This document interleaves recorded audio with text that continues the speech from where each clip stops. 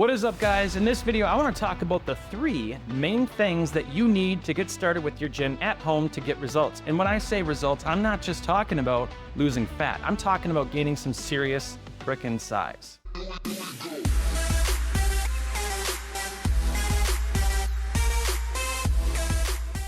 All right, guys, here's the gym. As you guys know, my gym looked quite different in my last few videos because my old gym had turned into what is now a baby room.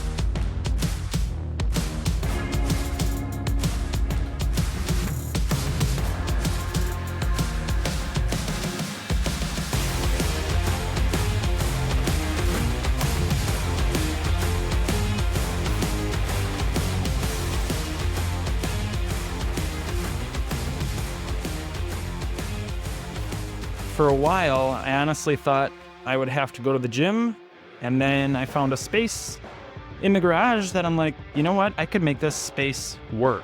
And I did not expect the gym to turn out the way it did and everything to fit in here like it did, because originally when I started looking at the space, I'm like, there's no way I can make this work, but you don't really need a lot of room, honestly. Looking at the space, most people would probably be like, looks expensive. That looks like a lot of stuff I have to get. Yeah, it's an investment, sure, but you don't have to start out with all this stuff at once.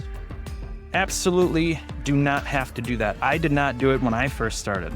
So what I'm gonna do is share with you guys what I had when I first started and how this gym came to be what it is today. So when I first started, all I had was a bench. This is it. I had a bench. I did not have those dumbbells. I only had a few dumbbells. I probably had maybe 3 or 4 sets. I can't remember what the weights were. I think it was just whatever my parents left me, or it was, I don't remember even where I got the weights from, but I just had a few dumbbells. I had a door pull-up bar, which is not this obviously, but I had one that mounted obviously in a door frame, and the door had to be obviously left open at all times, which was pretty inconvenient because anytime somebody came over, I had to remove it if they wanted to go to the bathroom. Obviously, they want to shut the door, so I had to take it on and off constantly. It sucked, but you got to do what you got to do. Ultimately, at the end of the day, if you want it bad enough, you can make whatever space you have probably work. You can find a space. You don't need even this much room. Again, all I had and started out with was a bench, a pull-up bar, and a few dumbbells. I started investing in saving money for dumbbells because I just knew it was going to be an amazing investment, just simply because dumbbells, they just never will go bad. They just never will. It's a damn good investment. They'll last you a lifetime and then some, obviously, right? You could probably hand them down generation to generation. But yeah, this is an ultimate setup right here. This is what my dream was to own. In fact, I want to get 75 to 150 yet, so that's obviously expensive, which would require a whole nother rack, because I love doing weightlifting with just dumbbells. If it were up to me and space was no object and money was no object, obviously I would totally invest in all dumbbells, and I don't even know if I would really have a bench, honestly. It's nice to have if you have room for it, but I'm just saying if I had to choose, I honestly think that I would rather just have all dumbbells. So essentially, all this stuff right here that you see, like the weight tree, the plates, I could do without that stuff if all I had was dumbbells. All I would need then is dumbbells, a bench, and that. So that's my thoughts on dumbbells. If you guys are hesitant towards making the investment, it'll be the best investment that you've ever made in your entire life. It's your health. And if you don't take care of yourself, you can't take care of your family.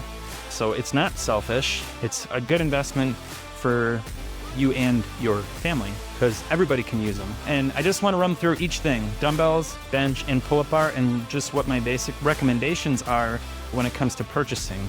If you're looking at getting some dumbbells, I would definitely recommend getting the hex head, because when you drop the weights, obviously you don't want them to roll away from you. Hex head is the way to go, because it also is handy if you say want to do toe taps. If you're doing cardio, you can use like a bigger weight and then just do toe taps on them, so they're not going to roll anywhere.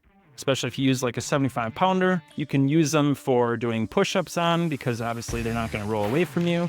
So they're just really, it's one of the best investments, like I said, I ever made. So yeah, if you guys are hesitant, just do it. It's the cost of a new cell phone. Think of it that way, honestly. And then you get this. That's incredible. I think I'd rather have this than a new updated cell phone. So you guys, anybody can do it. If you guys were to finance any of this stuff, just pretend it's like a gym payment or a gym monthly fee for going to the gym, only you own it. So that's what I got to say about dumbbells, guys. And if you guys want a cheaper alternative to getting some weights, you can always buy the adjustable set, or not set, but the adjustable dumbbells. You guys know what I'm probably talking about, but it's just basically 2 sets. Or yeah, just 1 set, and then it's adjustable. You can make it go all the way up to 75 pounds if you wanted to. The downside, I would say, to the adjustable dumbbells is that you can't just drop them on the ground. You're probably gonna wreck it. I don't know. And then that's just money you could have put towards dumbbells. Honestly, I don't know. I can't say I would recommend the adjustable dumbbells because of those reasons alone. If you want to start out, I would recommend just purchasing increments of 5 all the way up to at least 50. And honestly, you guys know, if you guys are doing the program that I am, you don't need a lot of weight. With how fast he goes through the moves and just everything that he does, you could literally make 50 pounds work. I literally, for years, went with just having the 5 through 50 pounds, and I made it work for a very long time. And I actually purchased this bottom tier here that you're seeing separately. So I got the big rack, I got the 2 tiers, and then I purchased the 3rd tier when I was willing or was able to make the investment for the 55 to 75 pound increments. So damn good investment. So that's what I got to say about dumbbells. But when it comes to a bench now, something that I would definitely recommend when it comes to purchasing a bench is to make sure the seat is adjustable. That's huge. And then another thing that I like, let me go talk about that for a quick second. The reason why that is because when you're doing an incline bench press with a lot of weight, what's going to happen, obviously, is your butt's going to try to slide out from underneath you. You don't want that, obviously, right? Yeah, so that's why I recommend the adjustable seat. And then I love this feature where you can just literally lift up on the seat, and then it just clicks into place. Nice and quick, because you ain't got much time during breaks. So that's definitely a plus, to be able to just do that real fast. And then that's pretty much all I can say about the bench. It's pretty straightforward. A bench is a bench, but those are the 2 biggest things that I would recommend making sure that you have, and make sure that it's obviously rated for a lot of weight. There's really cheap benches out there. I would not recommend going really cheap. You don't have to go really expensive. I'd recommend going somewhere in the middle, which is what I have here. This is Body Solid is the brand. And if you're wondering about the colors, custom painted, my friends. Yeah, so that's what I got to say about the bench. And then as far as the pull-up bar goes, I do recommend having this open space right here. So when you're doing pull-ups, you don't have to like worry about hitting your head when you go up, which is super irritating. And I also like the different areas where you can grab onto for working different parts of your arms when you're doing pull-ups, and just different parts of your muscles. That's pretty much all I got to say, guys, as far as the 3 things that I would recommend that you have to start out your gym. All this extra stuff that you guys see, you guys don't need all this stuff at the beginning. This took me years and years to accumulate and just design everything. I literally had this gym come with me to 3 different places that I lived. And if you guys can swing it right away, I do recommend some mirrors so you can make sure you're watching your form. And then of course, seeing new lines and stuff, if you guys are killing it in the gym, that's encouraging as hell. So this is just all the little stuff that I added over the years. Pretty awesome. And I would recommend that in a gym, especially if you're in a small space, try to get stuff like this to keep as much off the ground as possible so it doesn't get too congested. That's why I have these little racks and stuff. All right, guys, so I hope you guys enjoyed that video. Stay tuned next week. I plan to share with you guys my end of week 4 results, which I'm super stoked to share with you guys because it's only been 3 weeks and I feel absolutely freaking incredible. I cannot wait to see where I'll be at the end of week 4. So please stay tuned for that. And yeah, I would say the biggest thing that I noticed with my week 3 is just my intensity is continuously increasing, which is always what I work towards when doing this program. If you guys have been out of it for a while, just remember when you're first getting started, you do not want to come in too hard, too fast, because that is when injuries happen. So you have to be careful with that. Remember the 3 main things that I always preach to my team. It's really simple to remember. I just say CFI. CFI, consistency, form, intensity.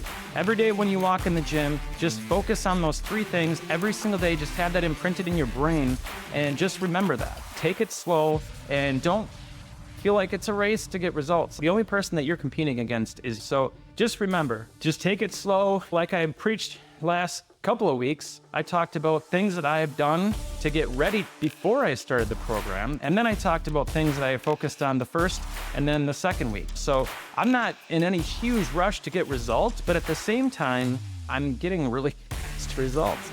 So that's why they say the turtle always wins the race, right guys? So you just gotta be smart about your approach with getting results. You gotta remember if you get injured, that's only gonna put you out, obviously, and you're not gonna be able to get results if you're not in the gym. You can get some results if you're eating good, but I'll be honest with you, if I'm not working out, it makes it like really freaking hard to stay on point with my eating. So it is absolutely crucial that I stay consistent with my workouts and keep that train going because, like I said, that is what keeps me motivated to eat healthy outside of the gym. Good stuff, you guys. Stay tuned next week. Again, it's only been 3 weeks and I feel completely different from when I first started. It is insane what you can do. I have not measured myself yet, but I can't wait to get the tape measure out and see if I lost maybe another inch. I don't know. Just the first week I lost 2 inches because of detox. Not much fat. It's more or less just, like I said, getting rid of the bloat. 2 inches is 2 inches. Obviously you can feel the difference in your clothes and your shirt and everything when you lose that much in your waist. It felt great. Well, I went down like I think 1 or 2 belt holes. That was pretty cool. Obviously that's not gonna keep happening, but it was cool. So I'm anxious to see where I'm at. Again, I don't always recommend measuring yourself every week. That's not a good idea. I would recommend doing it obviously at the beginning and then maybe after the first week, because if you detox like I did, it's interesting to know and motivating because you're gonna lose a significant amount usually when you do detox. But then I would recommend waiting until the end of week 4 to do your measurements again. It's gonna be hard, but do your best. Try not to just get too wrapped up in the measurements and the scale and all that stuff because it's only gonna hurt you because you're gonna get in your head like, oh, am I doing the right things? Yes, you're doing the right things. If you're getting in the gym and you're working on eating, you will get better over time. So don't put too much pressure on yourself to be perfect all the time. That's where a lot of people fail, just saying. But yeah, good stuff. I cannot wait to do those measurements and share with you guys my results. So stay tuned. Until the next time, we'll talk to you guys later. Peace.